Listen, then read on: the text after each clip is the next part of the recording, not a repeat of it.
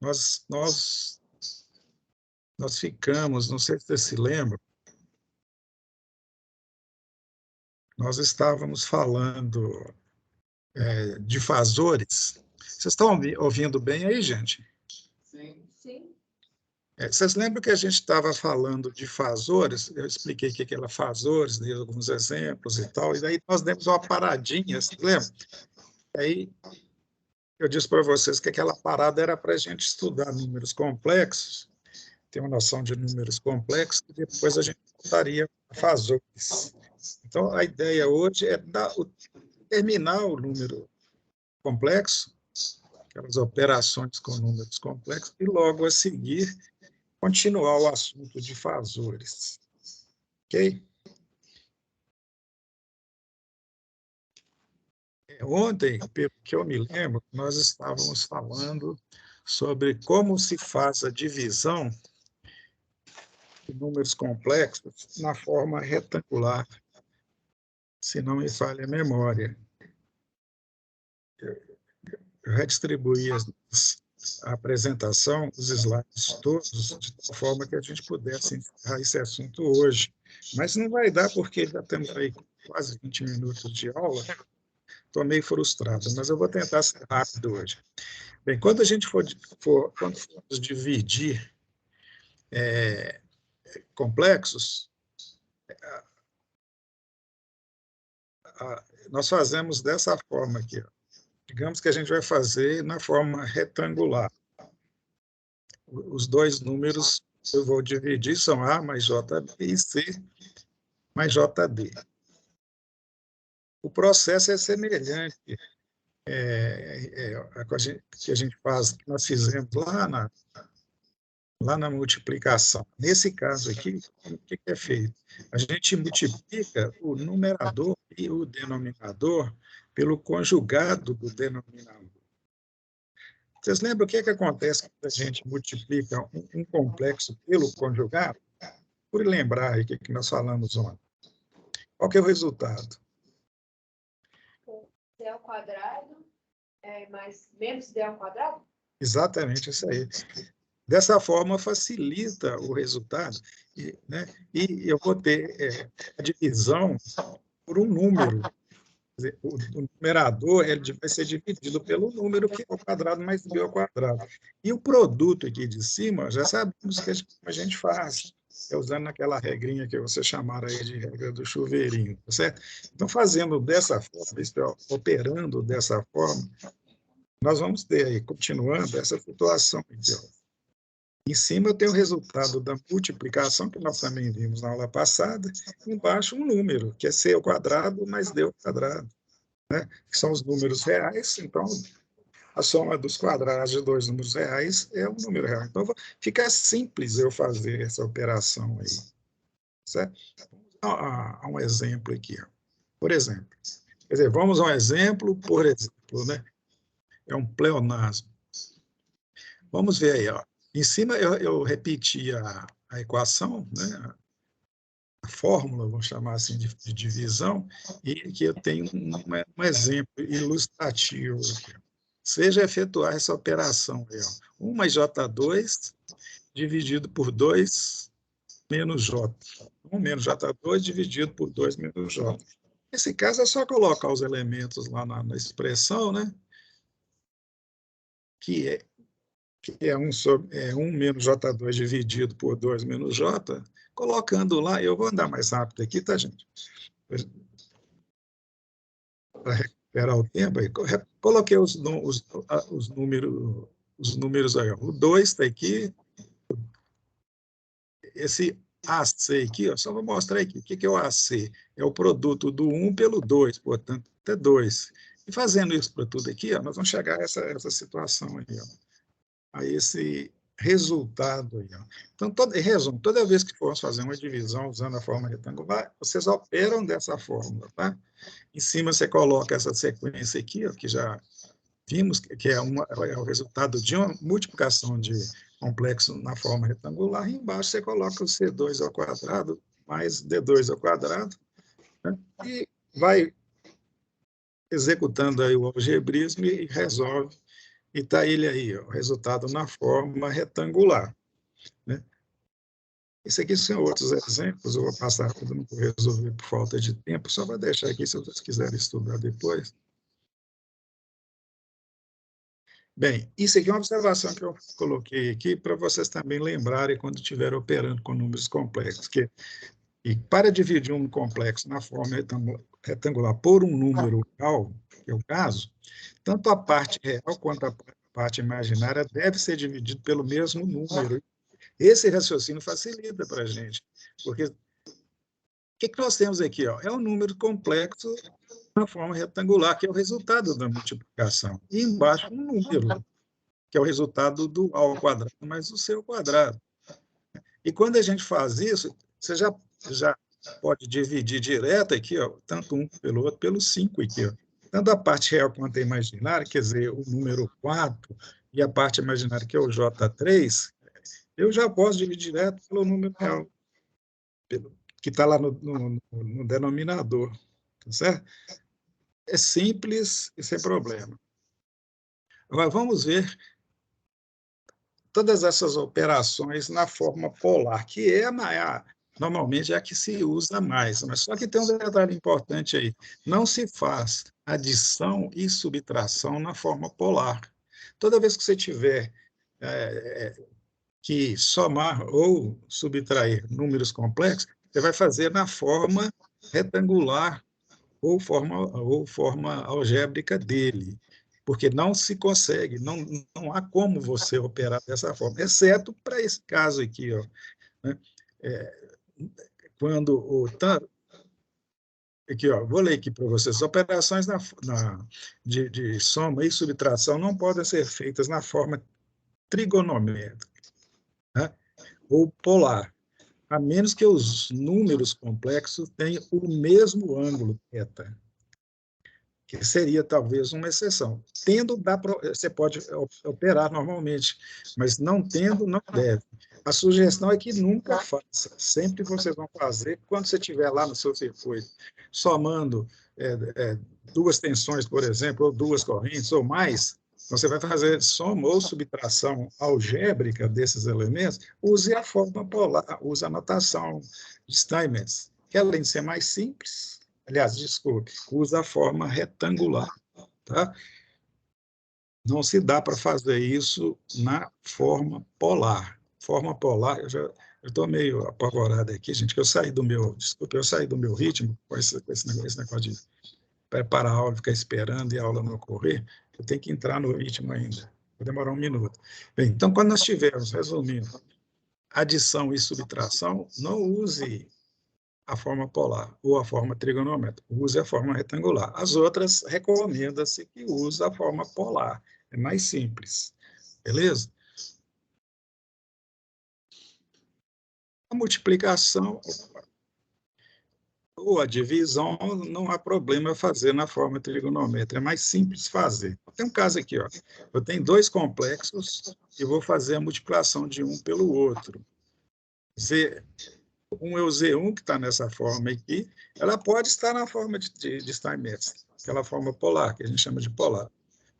Apesar de que, lembrando, tanto um quanto o outro são formas polares. Por quê? Porque elas trabalham somente com módulo e com ângulo, por isso que é chamado de forma polar.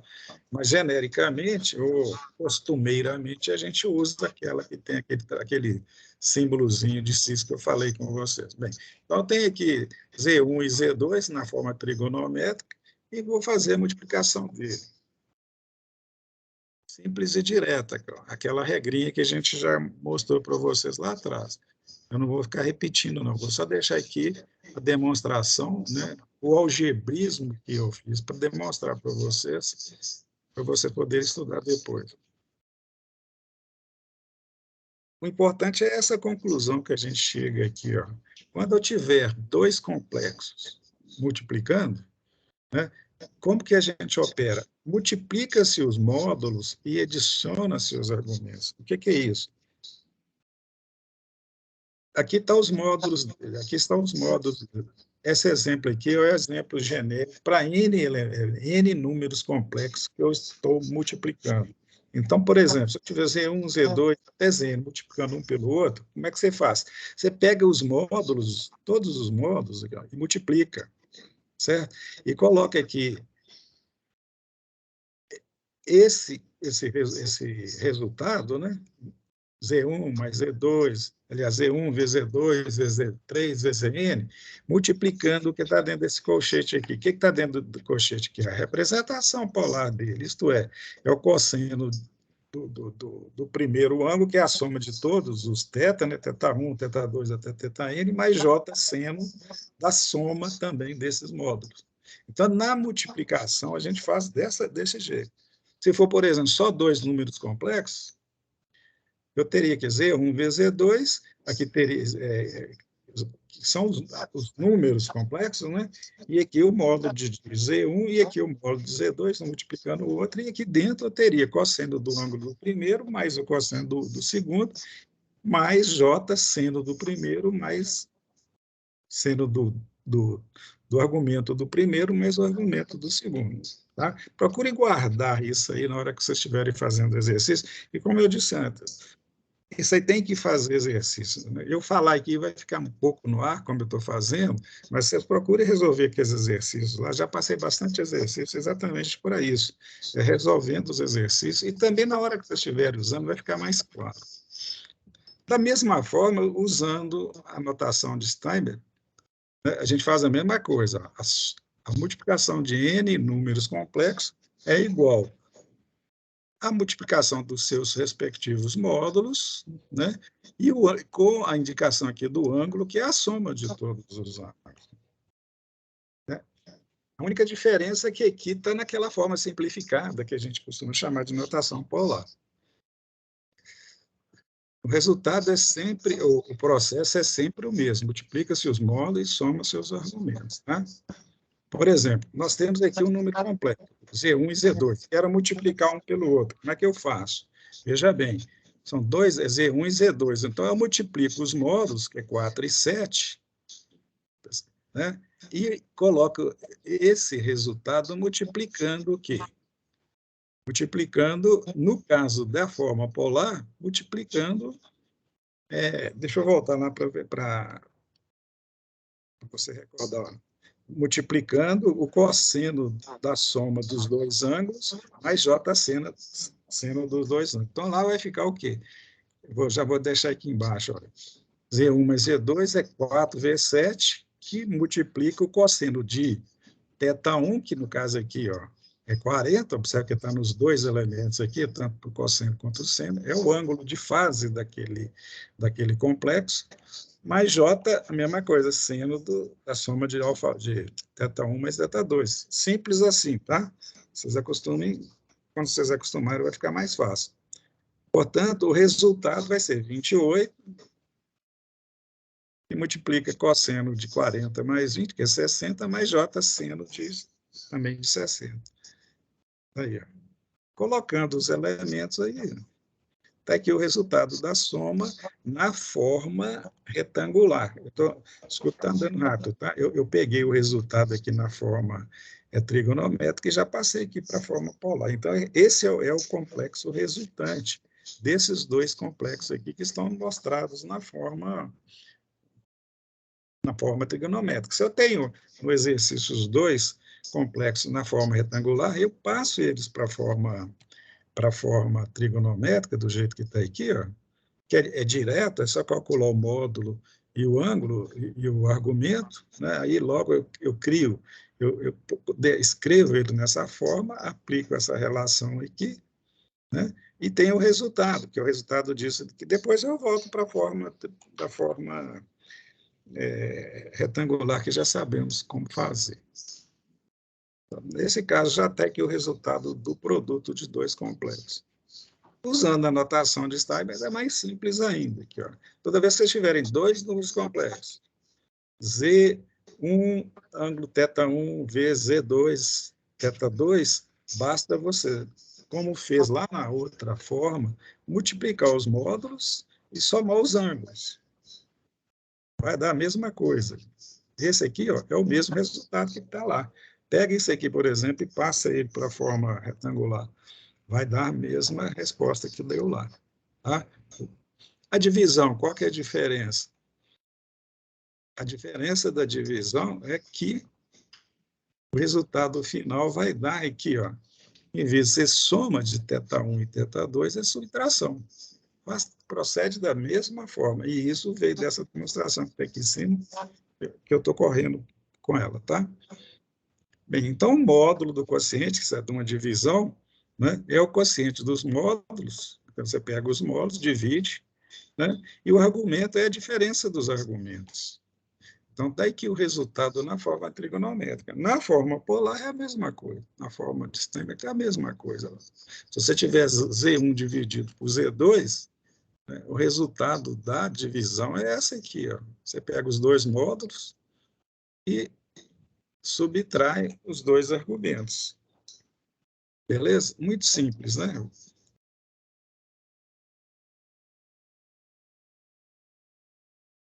Então, vamos ver se está simples mesmo, resolvendo um exemplo aqui. Ó.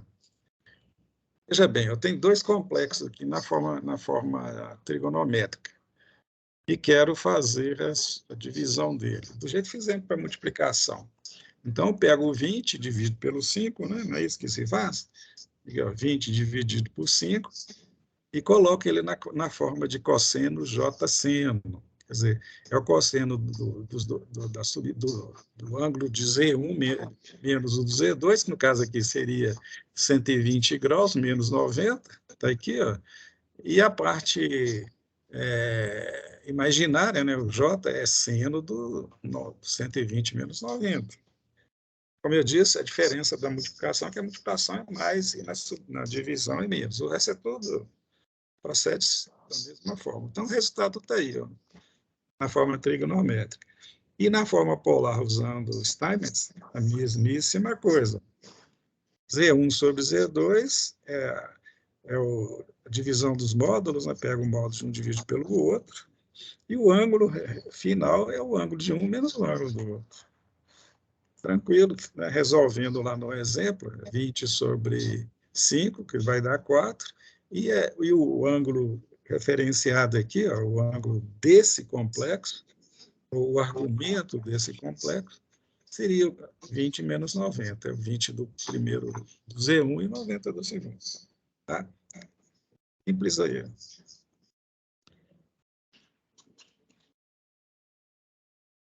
Bem, o recíproco, né, de um número complexo é uma divisão, né? Isso é um caso particular de divisão. Então, se você tiver 1 sobre um número complexo, que é a mesma coisa do número complexo elevado a menos 1, você procede da mesma forma. Que você tem aqui, ó, você coloca 1 no denominador, no numerador, e o número complexo no denominador.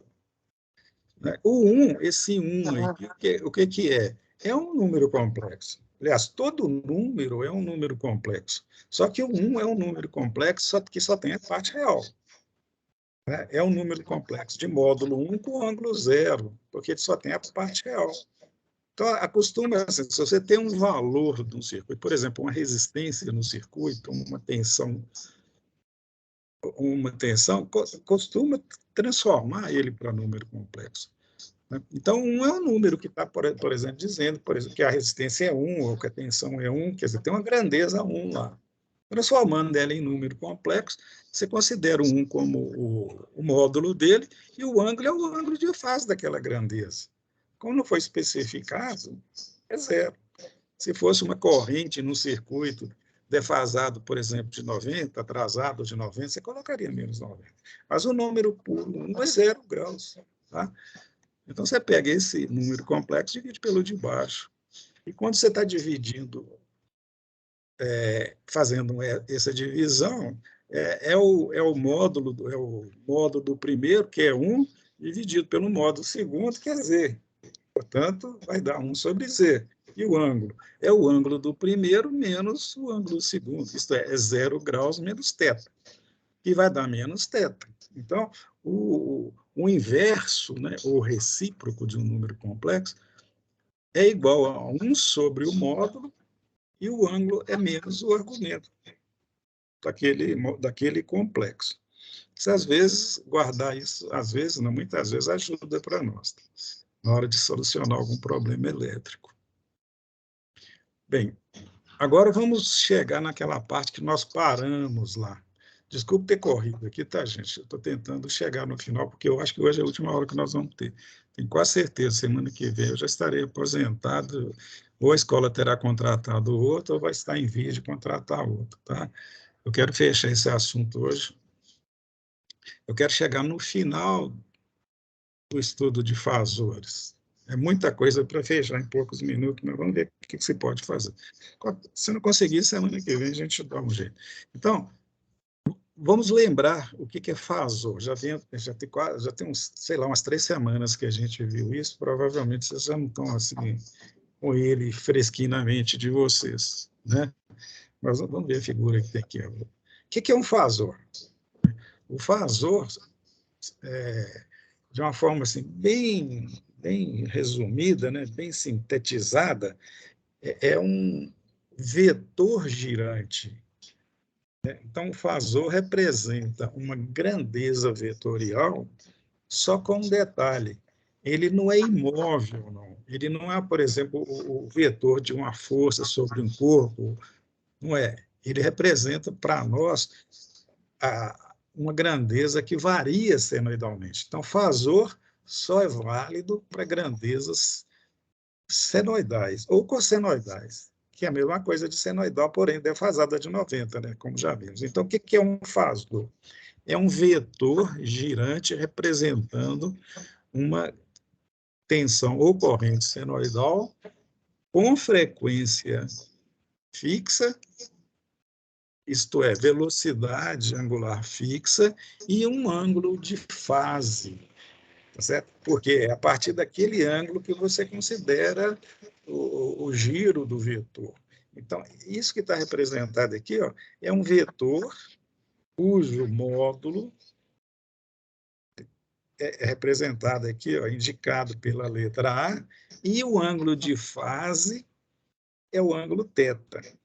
Levando isso lá para o plano cartesiano, lá para a senoide, só para vocês lembrarem, isso aí está representando o quê? Uma senoide cuja amplitude é o A, que é o módulo, certo? E o ângulo inicial daquela senoide é esse θ aqui, ó. Tá? Então, não é uma senoide do tipo V máximo seno de ômega-t. É uma senoide do tipo V máximo seno de ômega-t mais θ. Porque esse mais θ aí é o ângulo de fase ou o ângulo inicial. Lembram disso? Certo?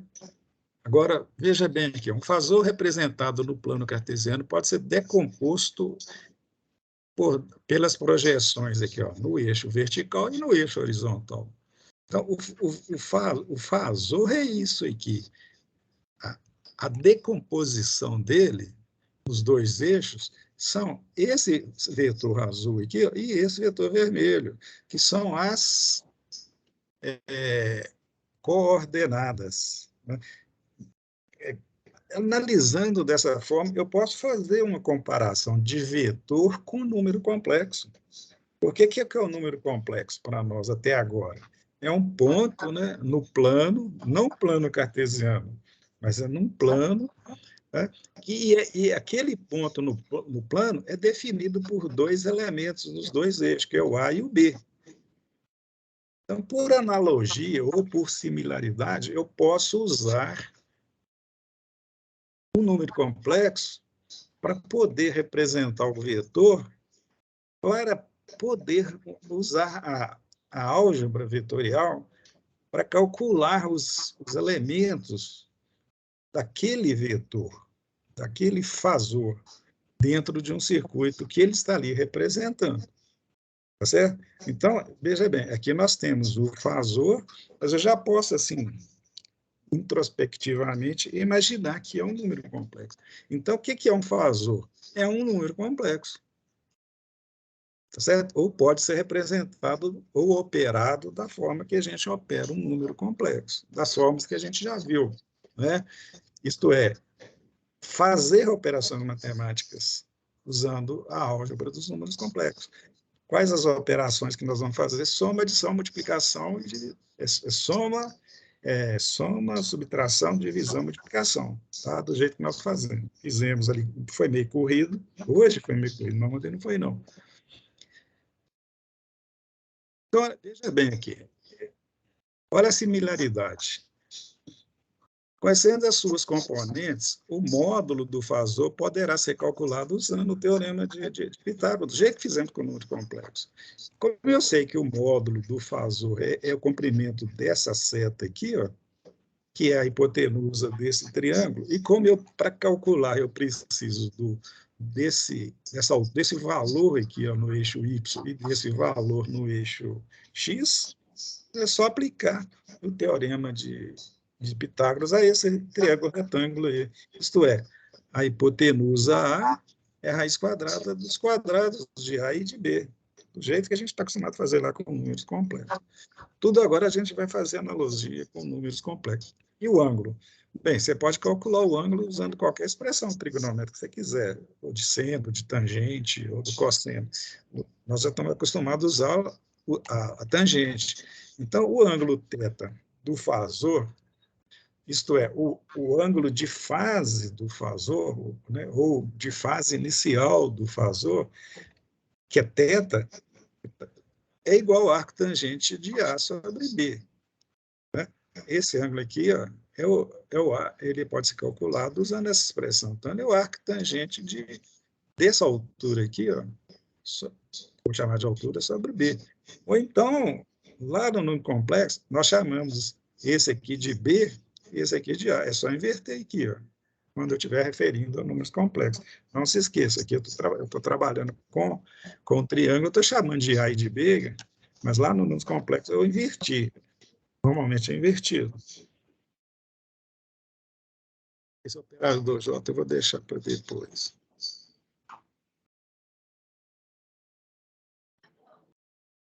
Então, olha aqui. Conclusivamente, a semelhança entre os elementos relacionados aos fasores e os elementos relacionados aos números complexos nos possibilita utilizar a álgebra de números complexos, aquela que a gente utilizou calculando soma, subtração, multiplicação, divisão. Isso nós chamamos de álgebra de números complexos. Das grandezas fasoriais e efetuar de forma mais simples os cálculos básicos, quer dizer, trocando em miúdos. Nós temos aqui, ó, os dois um ao lado do outro para poder comparar. Se eu estiver trabalhando com fasor, eu tenho plano cartesiano. Então, eu tenho, nesse eixo aqui, ó, a variável dependente e no outro eixo a independente. E uma função específica lá, por exemplo, V máximo, seno de ômega t da senoide, ou cosseno de ômega t da senoide. Então, é um relacionamento. Né? Só que, no caso de fasores, eu vou trabalhar só com senoides, né, ou cossenoides, então eu vou sempre trabalhar com a expressão V máximo, seno ou cosseno, né, de ômega t mais o ângulo inicial. E aqui é a mesma coisa, ou fazendo analogia, pode-se considerar a mesma coisa, só que esse aqui é chamado de plano complexo, o plano de Argand-Gauss, como já mostramos. Então, isso aqui não é um relacionamento, então não é uma função. Isso aqui é um número complexo. Né? O número complexo, vocês viram, ele é definido por um par ordenado, que é aquele P, ou afixo do número complexo. Né? Só que aquele afixo, ele é definido por quê? Pelo número, um valor real no eixo imaginário e um valor real no eixo chamado eixo real. Lembram disso?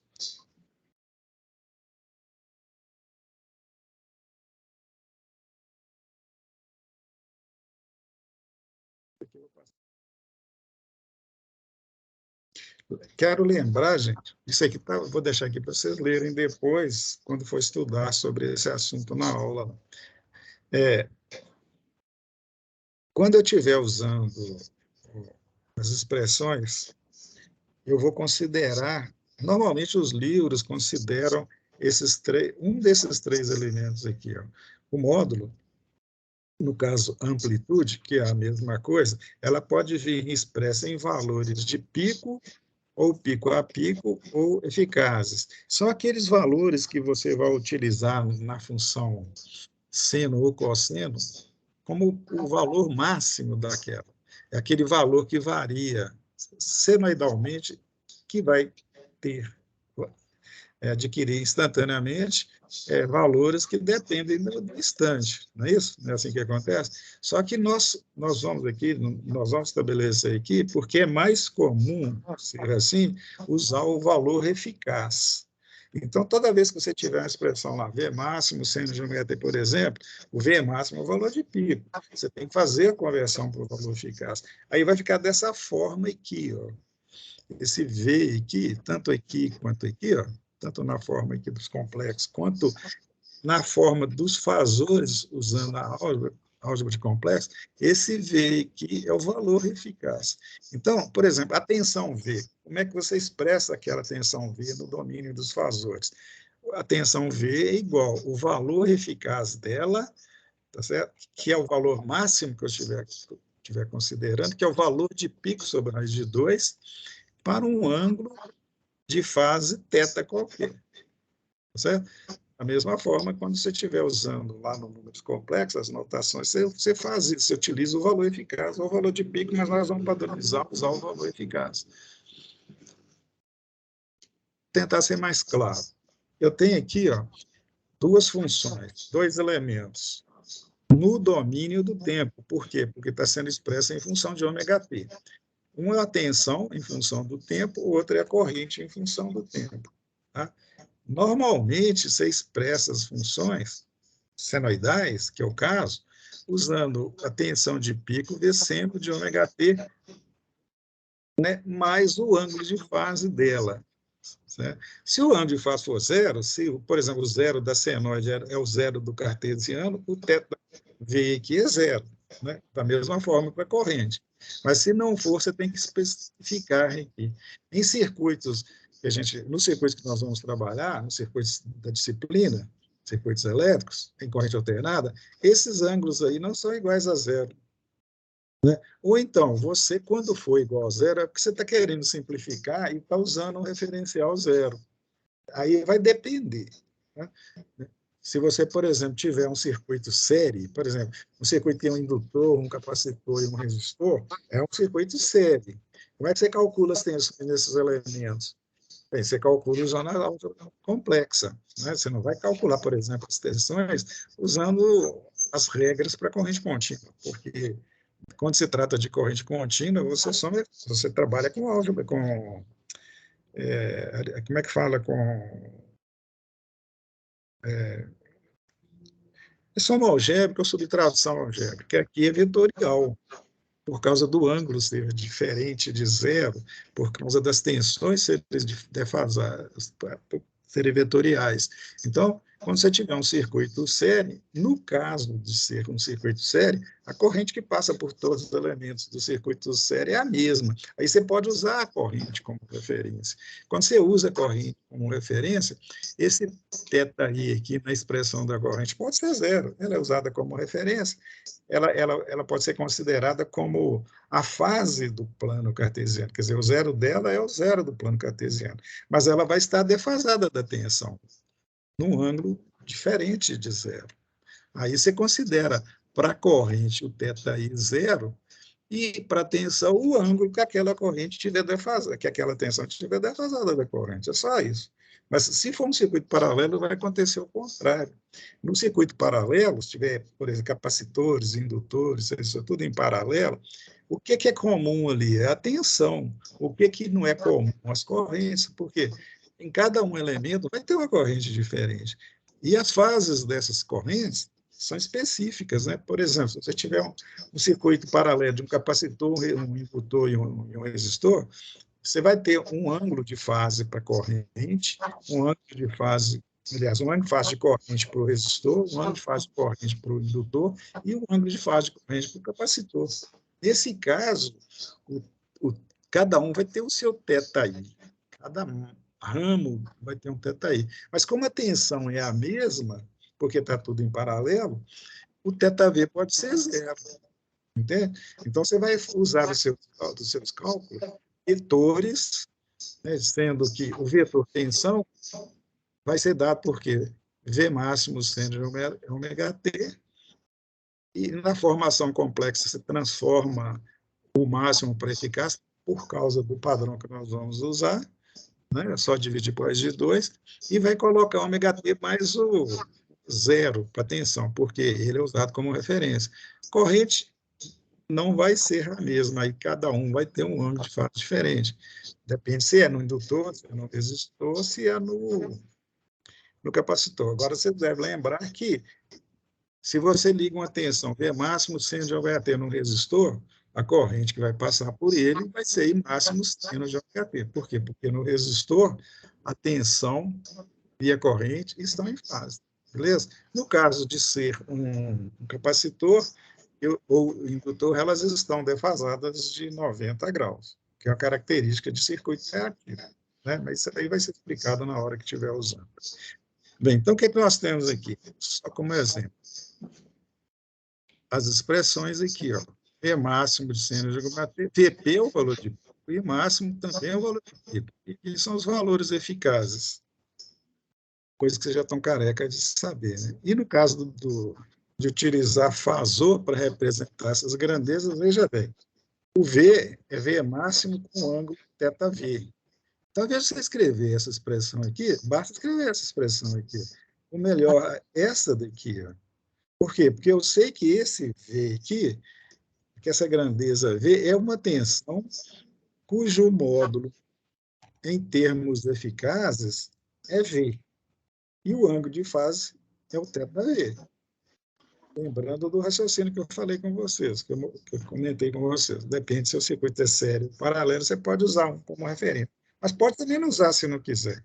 Você não pode mudar a relação de fase entre eles. Bem, e para a corrente, a mesma coisa. O vetor corrente, né, aquela grandeza corrente naquele circuito, ele é representado dessa forma aqui, ó, o valor eficaz da corrente com o ângulo de fase da corrente. É muito simples, né? No lugar de usar essa expressão matemática aqui, porque tanto essa quanto essa, aliás, tanto essa aqui, V, ou essa de cima, estão dizendo a mesma coisa. Isso aqui está dizendo que isso aqui é uma grandeza senoidal, por quê? Porque é um fasor. Ele está na forma complexa, mas é um fasor. E um fasor é sempre uma tensão senoidal, então é sempre V máximo seno do ângulo. Então, se eu já tenho o V máximo aqui e o ângulo, eu já tenho os dados daquela grandeza. A mesma coisa é válida para a corrente. Eu não preciso escrever, no caso de fasores, as expressões, eu não preciso trabalhar com equações trigonométricas. Por quê? Porque dá trabalho fazer isso. Eu tenho que conhecer muito de trigonometria e muito das relações trigonométricas para poder operar. Aqui, não. Trabalhando com esses elementos aqui, eu sei como eu somo, como que eu subtraio, como que eu multiplico e como eu divido. Lembrando que, quando for soma e subtração, eu devo fazer na forma retangular. Se for multiplicação e divisão, eu posso fazer na forma polar. Certo? Aqui esse desenho que eu coloquei aqui é uma representação de tudo que eu falei. Eu tenho aqui no plano complexo 2 vetores. Esse é o vetor da tensão e esse é o vetor da corrente. Né? Esse θV aqui, ó, é o ângulo que eu estou me referindo aqui. Ó. E esse V aqui, ó, é o módulo dele, que pode ser V máximo ou pode ser o valor eficaz que eu me referi. Essa azul aqui, ó, é a corrente, é o vetor a representação gráfica dessa função aqui, certo? E ela, veja bem, esse vetor aqui, ó, I máximo, ou I, do jeito que é aqui, ele está defasado do primeiro, do vermelho aqui. Ó. E eu coloquei de propósito, porque normalmente, quando você representa tensão e corrente, né, em circuitos reativos, há uma relação de fase de 90 graus entre eles. Mas isso aí também vai ser mais explorado posteriormente. De qualquer forma, é um exemplo aqui de duas representações de fasores usando o plano complexo. Então, se eu quiser, por exemplo, calcular qualquer resultante aqui, eu vou usar a álgebra de números complexos. Tá certo? Isso é só um lembrete do que já fizemos, mostrando para vocês lá, quando estudamos valores médios eficazes. Né? Lembrando que o valor de qualquer grandeza, corrente ou tensão, RMS ou eficaz, é sempre o valor de pico daquela grandeza sobre o regidor. Isso aqui que eu já falei.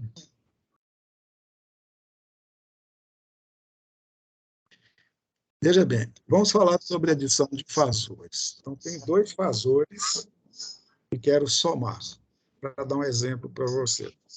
Veja bem, eu tenho fasores na mesma direção e fasores em direções diferentes. Né? E tenho fasores com o mesmo sentido e fasores em sentidos diferentes.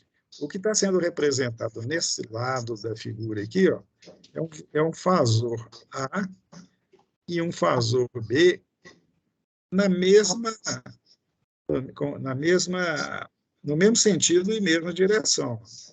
Como que eu somo isso? Eu posso somar vetorialmente, do jeito que a gente viu lá com a álgebra do complexo, ou posso fazer a soma, digamos, gráfica dele.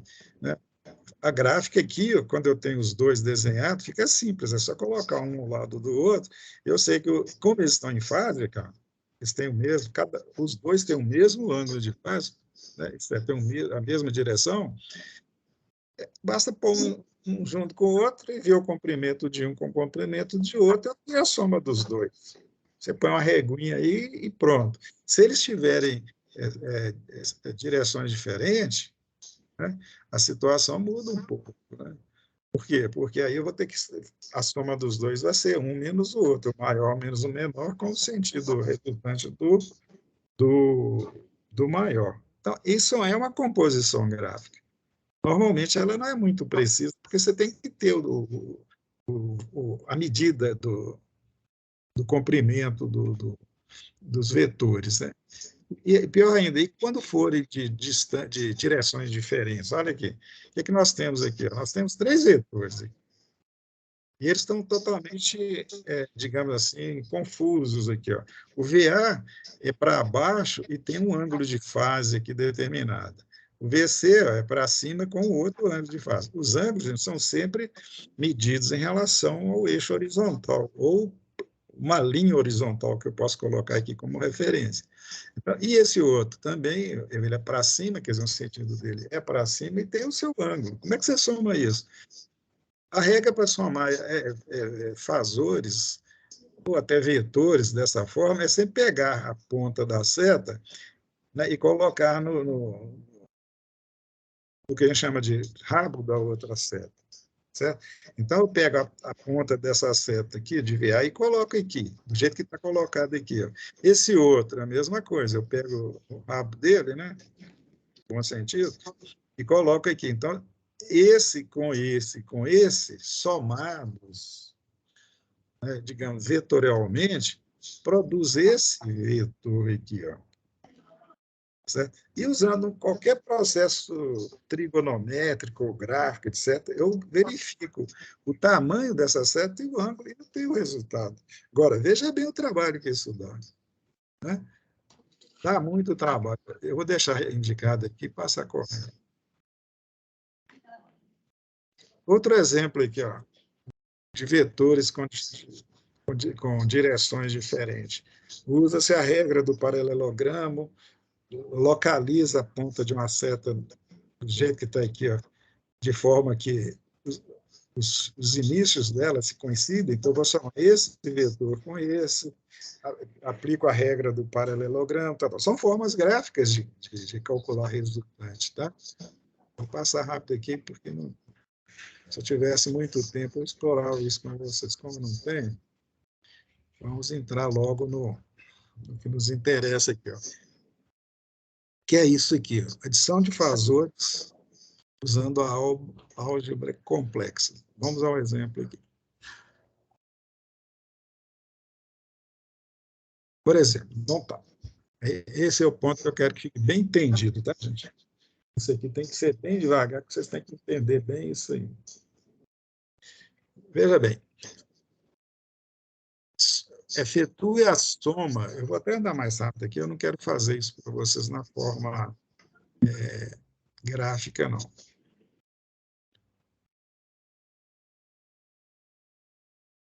Só deixar isso indicado para vocês aqui. Aliás, acho que talvez seja bom. Aí motiva vocês a prestarem mais atenção na forma de números complexos. Então, vamos lá, vamos fazer das duas formas aqui. Então, efetue de forma gráfica a soma desses dois vetores aqui, ó.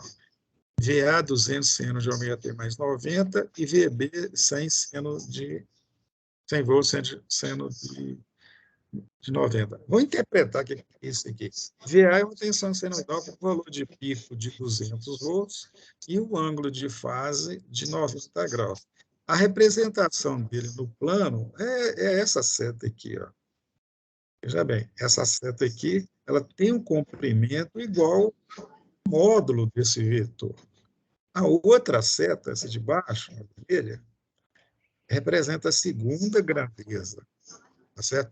É outra tensão, não é corrente, não. Eu não somo tensão com corrente, né?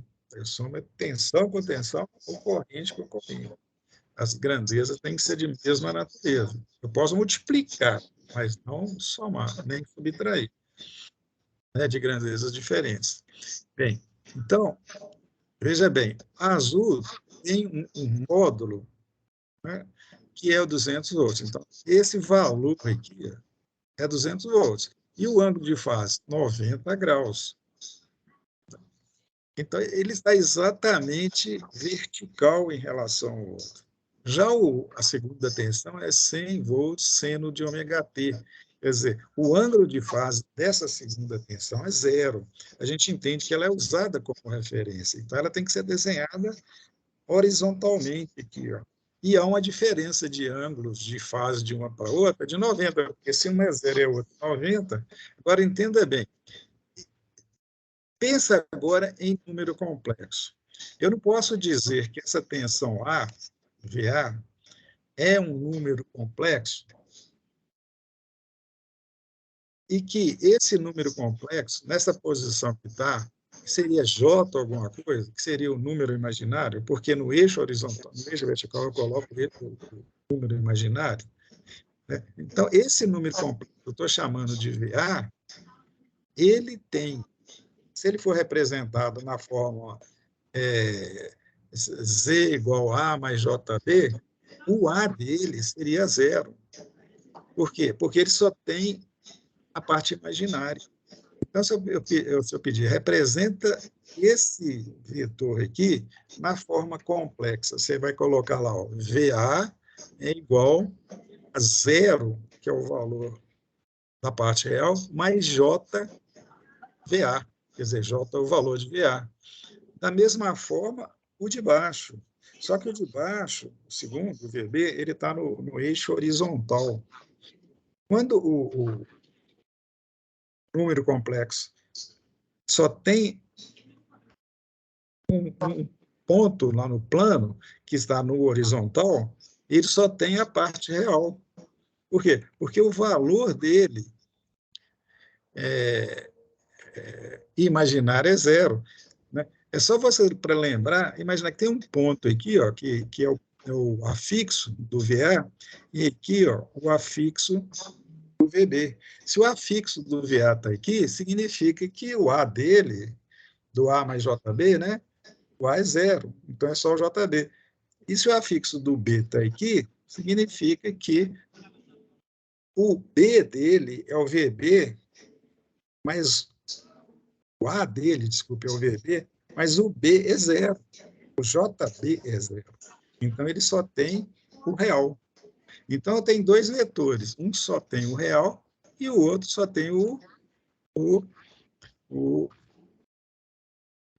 azul só tem o imaginário e o vermelho só o real. E aí, como que eu faria a soma dos dois? É só somar esses dois complexos que eu fiz referência aqui, ó, né? O VA é só o JVA e o VB é só o VB, porque o JVB é zero, entendeu? Aí eu somo esses dois números complexos, da maneira que eu vi lá atrás, como soma, e determino o VAB. O resultado é esse vetor aqui. Então, tendo esses dois elementos, esses dois números complexos, Eu opero.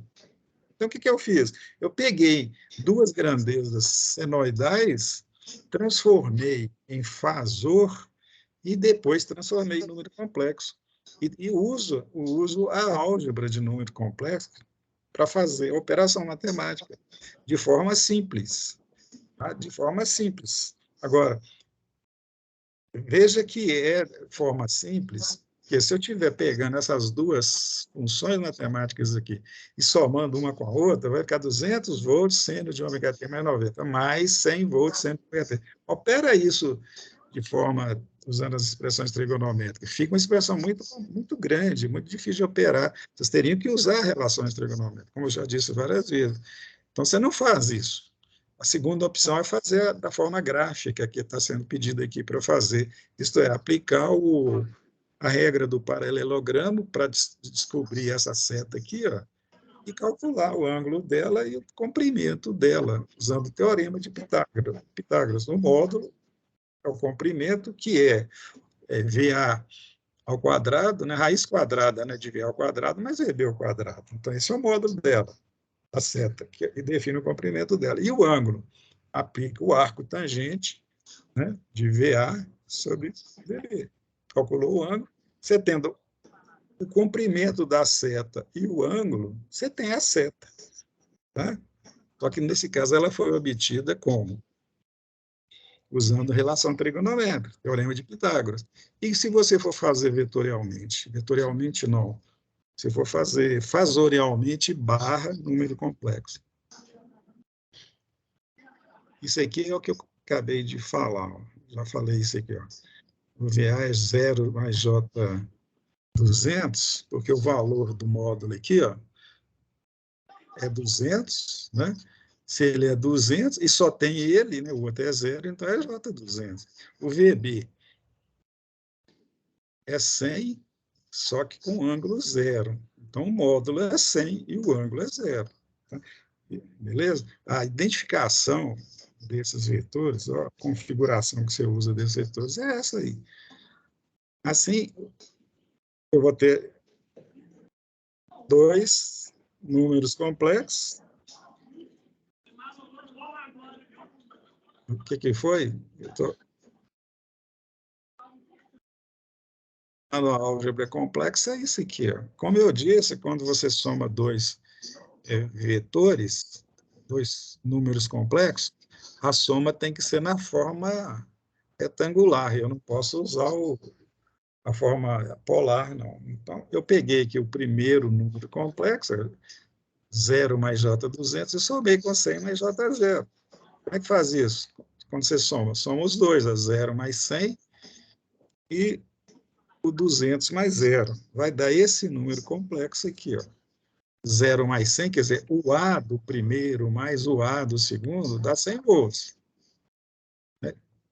E o B do segundo, 200 mais o B do outro, né? O B do primeiro, 200 mais o 0, que é o B do segundo, vai dar 200. Então, esse número complexo aqui é o número, é a representação complexa dessa seta aqui. Feito isso, aí, se eu quiser transformar para a forma fasorial, para a forma do polar, eu posso fazer se quiser. Tá? Se quiser. Bem, então, como é que eu faço isso aqui? Eu tenho esse número complexo aqui. Qual que é o número complexo? Está ele aqui. O que é que eu quero saber dele? O módulo, aí eu aplico o quê? Como é que você calcula o módulo de um número complexo?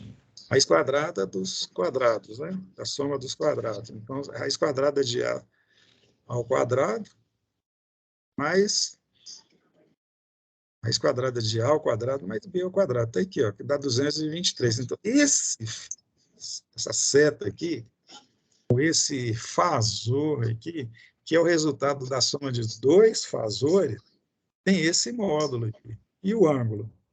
O θ. Usa a mesma relação que já estamos acostumados. Arco tangente de quê? Desse elemento aqui, ó, o vertical, dividido pelo horizontal, que seria aquele B sobre A, que já estamos acostumados a fazer, que vai dar um ângulo de 63,43. Então, a representação complexa desse vetor aqui é essa aqui. aqui eu já passei para a forma polar. Depois que eu faço a operação, que é na forma retangular, eu passo para a forma polar. Por quê? Porque na forma polar, eu só uso o módulo aqui, ó, que é 223, e o ângulo aqui, ó, de fase desse vetor aqui, que é 63, que fica 43. Não vamos esquecer que, nesse caso especificamente, esse 223 aqui é o valor de pico. Por que é o valor de pico? Porque eu estou trabalhando aqui com o valor de pico.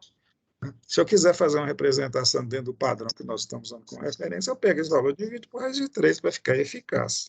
Tá? Normalmente já está implícito lá que é o valor eficaz que eu vou usar. Tem livro que não usa o valor eficaz, tem livro que usa direto o valor médio. Mas o valor eficaz é mais usado porque quando se trata de trabalhar com potências em circuitos reativos, a gente não usa valor de pico, a gente usa valor eficaz para calcular potência reativa, potência aparente, etc. Que vocês vão ver lá na frente, logo. Daqui a um mês, mais ou menos, vocês vão poder entender isso que eu estou falando. Então, está aí a representação gráfica da soma desses dois vetores, gente. Olha aí. Esse vetor vertical aqui está no eixo que lá chamamos de eixo imaginário, né, cujo valor é 200 volts, e o outro no eixo real, cujo valor é 100. Somei os dois, deu um número complexo, né, ou um fasor, que está aqui sendo representado, aqui, ó, a bolinha dele aqui. Ó. Esse é o afixo dele. Só que esse afixo é VAB, que é 100 volts mais J 200 volts. Importante que vocês entendam que isso é uma forma simples de calcular e precisa, né? Não tem nada de arredondamento, nada de escala. Você usou os valores direto, aplicou e calculou. Digamos que é simples assim. Está entendido, gente? Vocês procurem, por favor, resolver os exercícios daquela lista que eu passei para vocês relativos a isso. Tá? Procurem resolver, se forcem a resolver. E recorram a esse texto que está lá, que eu já passei para vocês lembrarem disso e poder resolver os exercícios. Se vocês resolverem o exercício, eu tenho certeza absoluta que isso que eu falei aí, acabei de falar hoje, fica mais fácil de vocês entenderem. Isso aqui é a forma de resolver o exercício gráfico, eu vou passar por cima, né? Vai dar a mesma coisa, óbvio, né? Só estou deixando aqui, porque no exercício eu pedi para fazer usando a álgebra de fasores e usando também a trigonometria. Bem, isso aqui é só para fechar, gente, porque a aula já está... Não que a aula esteja acabando, é o tempo que está acabando. Eu tive que correr por causa disso. Agora, veja bem, o que eu estou mostrando para vocês aqui? Para finalizar esse exemplo, não é o assunto, é a representação gráfica, né, daquela soma. Aquela soma. Veja bem, eu tive lá, comecei com uma tensão 200 V máximo seno de ômega T mais 40, mais 90, né? E a outra tensão é 100 seno de ômega T. São, respectivamente, essa senoide azul aqui, ó, e essa outra senoide vermelha aqui. Ó. A senoide azul é a primeira, é o VA, e a senoide vermelha é o VB. Então, o que eu tenho aqui? Os desenhos delas. Desenhei as duas aqui, ó, no plano cartesiano, desenhei a forma de onda dela. É só para vocês verem, visualizarem essas grandezas que nós fizemos a soma através de números complexos. A primeira coisa que eu fiz é transformar essas duas senoides aqui nos seus vetores. Aqui, ó. Essa azul tem esse vetor aqui, que já mostramos lá atrás. A vermelha tem esse vetor que nós mostramos lá atrás também. Lembra que o vetor, aliás, o fasor, é um vetor girante, e que ele é desenhado, na hora que você vai desenhar, ou você vai considerá-lo na hora de desenhar, que é o ângulo inicial dele, é como se você tivesse congelado o tempo ali, indicado. Então, atenção, VA seno de ômega T mais 90, quando você congela o vetor dela, você tem que colocá-lo verticalmente aqui, ó, num ângulo de 90 graus. A vermelha, ômega T, seno de ômega T, o ângulo de fase dela é zero. Se o ângulo de fase é zero, ela está exatamente sobre o eixo. Então, isso aqui ó, é a representação fasorial, essa é a representação, digamos assim, matemática, né? É a representação, eu não sei nem o nome que tem isso aqui, é a representação dela usando a expressão matemática dela. E essa outra aqui, ó, que para mim é verde, é a soma dela, é aquele vetor, é aquele vetor que eu coloquei, calculei o módulo lá, que deu 223. Né? Esse ângulo aqui ó, é o ângulo de fase dele. O que é ângulo de fase? É o ângulo que ele começa. Né? É o ângulo que ele está defasado. É o ângulo que ele passa, que ele está, no caso aqui, adiantado, porque você lembra lá, deu mais 63,43? É porque está adiantado de 43. Em ômega t igual a zero, ele já está com esse ângulo. Basta você voltar lá na expressão dele, não é seno de ômega t mais 63?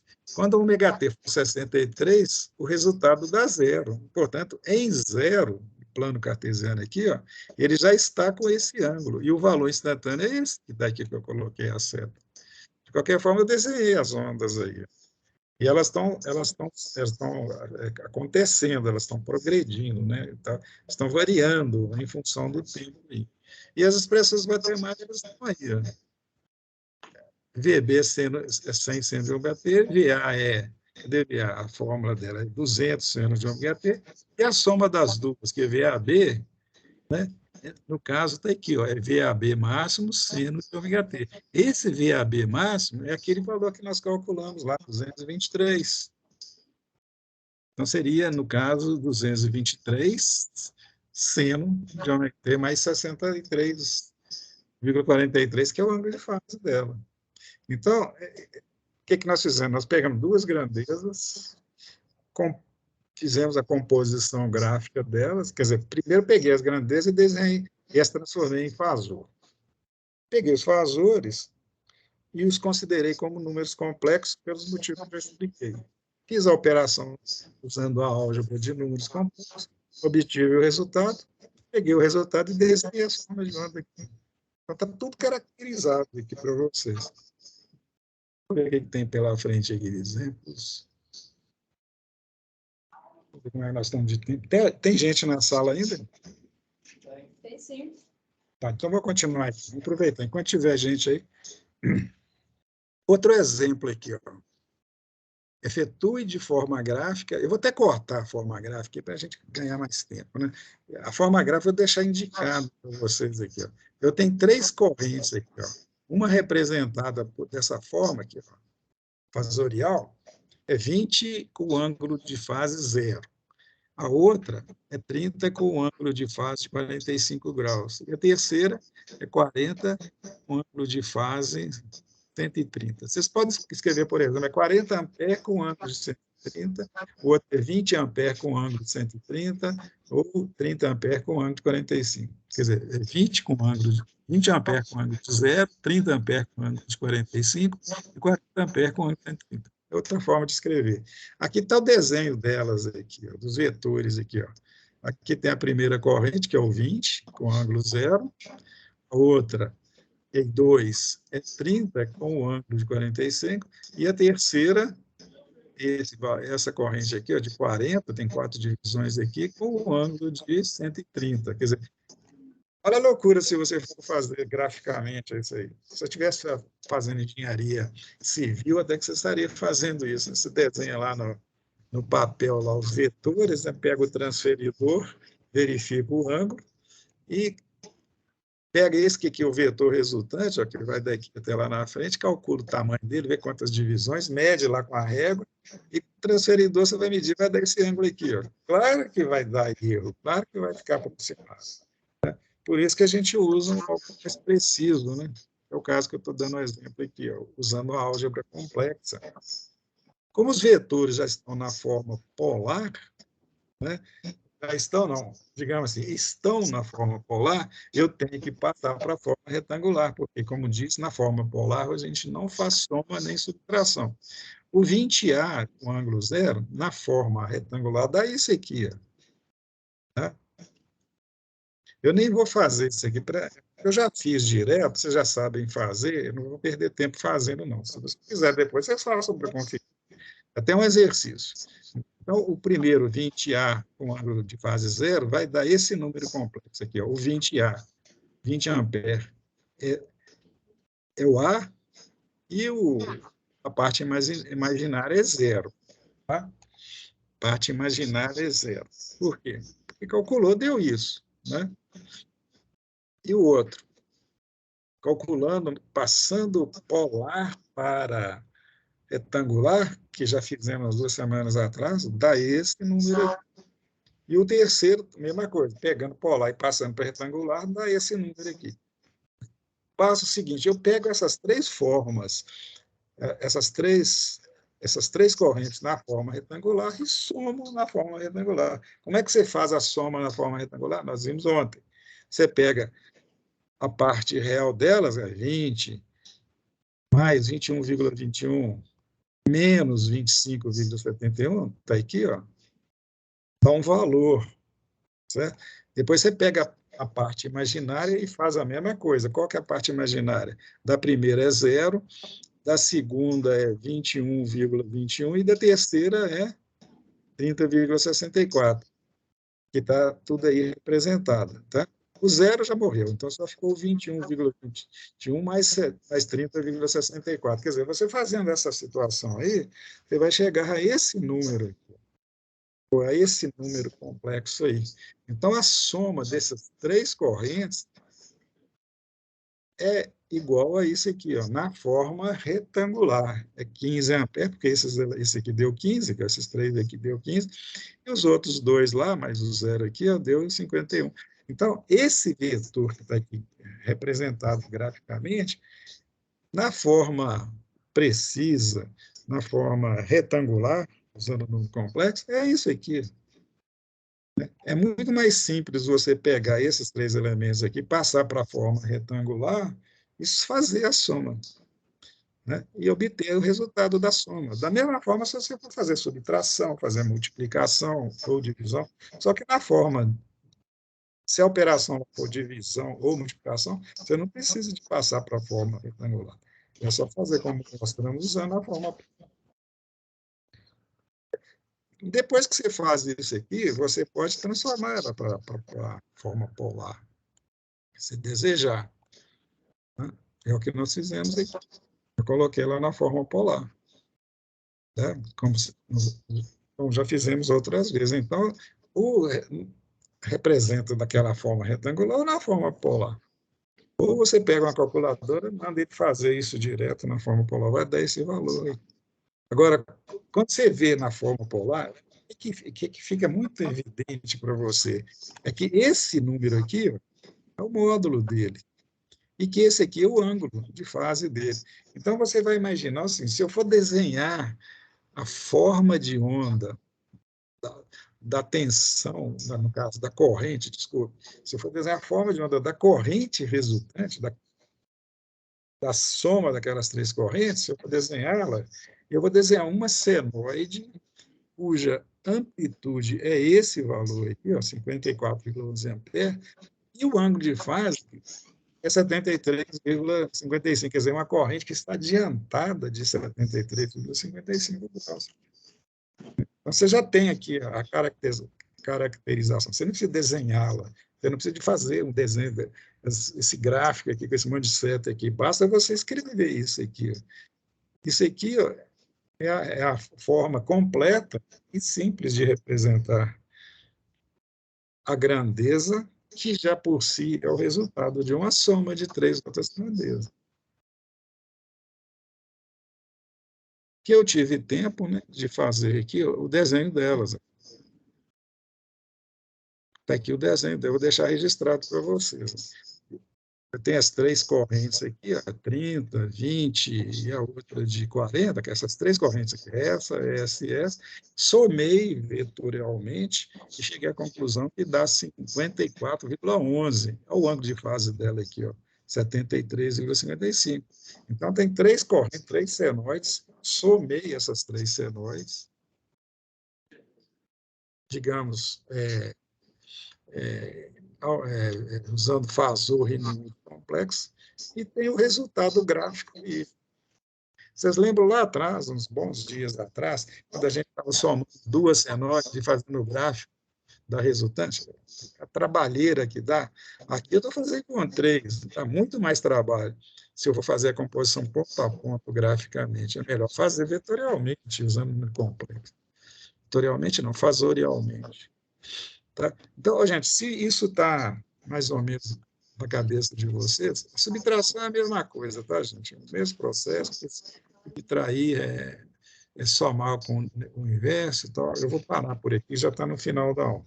Mas só para fechar, resolva os exercícios. Quando chegar um novo professor para dar aula para vocês, ele vai partir logo para circuitos. Pelo nosso programa, o que vem para frente como é que fala? O que acontece quando você liga uma tensão alternada no resistor, né? O que acontece quando você liga uma tensão alternada no indutor e o que acontece quando você liga uma tensão alternada no capacitor. Tá? Então, esse é o próximo estudo. E depois que esse estudo é feito, o que vai acontecer? Você vai trabalhar com o circuito que RLC série, paralelo, aplicar os teoremas de Norton, Thevenin, usando corrente alternada, coisa que vocês já fizeram no modo passado com corrente contínua. Então, o que tentamos mostrar para vocês, passar para vocês, é a base para você fazer isso. E essa base, qual foi? Caracterizar as grandezas senoidais e cossenoidais, caracterizar o que é um valor médio, o que é um valor eficaz, caracterizar o que são fasores e dar uma ideia de álgebra complexa aplicada a circuitos elétricos. Então, tudo isso é base para você andar para frente agora, que é o objetivo do programa, isto é, estudar circuitos reativos em corrente alternada. Tá? Mas aí já não vai ser comigo, vai ser com outro professor. Desculpe por ter corrido muito hoje, tá? Se nós tivéssemos começado na hora certa, podia ir com mais calma. Eu vou parar a gravação. Ainda tem uns 4 alunos na sala, que bom. Depois vocês xingam a Rosângela lá para mim, tá? Que ela que atrasou tudo aí. Mas é isso aí, gente. Boa noite para vocês. Desculpe qualquer coisa aí, tá? Eu não dei a oportunidade para vocês fazerem perguntas, mas se vocês quiserem fazer alguma pergunta. Beleza? Se tiver alguma dúvida, gente, meu e-mail, é só mandar o e-mail que eu posso responder para vocês, tá? Terei prazer em fazer isso. Tá me vendo? Foi um prazer, meu jovem. Um abração aí. Vou mandar um WhatsApp aí para o Rodrigo.